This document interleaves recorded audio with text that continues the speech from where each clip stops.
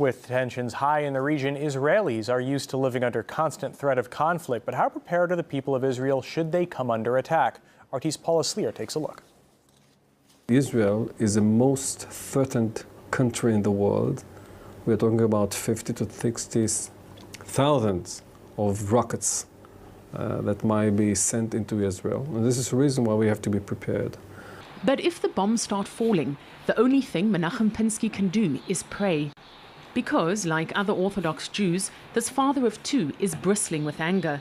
He's had to choose, potentially save his life with a government-supplied gas mask, or keep it off and rely on prayer.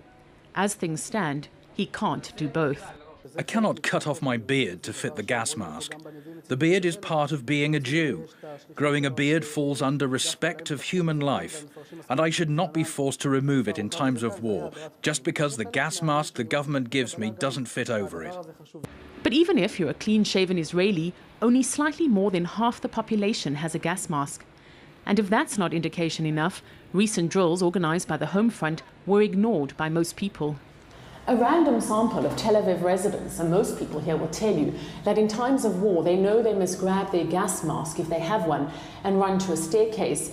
But what happens after that? No one seems to have a clue. Noam Zilberman is typical. She lives on the second floor of an apartment block with no shelter or any idea of where to find one. I think I'm supposed to go to the stairs or something. I don't really know. I have my gas mask. I know I'm supposed to have it somewhere, but I didn't really take it. It's not as if the powers that be are unaware of the threats. A record number of exhibitors converged on Tel Aviv recently, hosting the largest defense expo the country's seen in years. A wake-up call that citizens need to be protected. So one has to decide on priorities. And the priorities, because of priorities, it's never enough.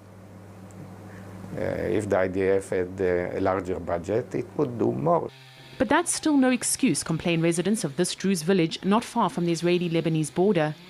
40% of Israel's Arab population are without shelters. And when dozens of Hezbollah missiles rained down here during the last Lebanon war, there was only one public shelter to protect 5,000 people. Without a doubt, the state is the only responsible and guilty party. In the past, people were put in the line of fire like slaves as targets for the arrows. Today, this is the situation for Arab citizens who live in Israel's north. We are human shields in the face of any intensive rocket fire on the country. Which just goes to show that behind the glass of Israel's well-polished military facade lies a population dangerously exposed.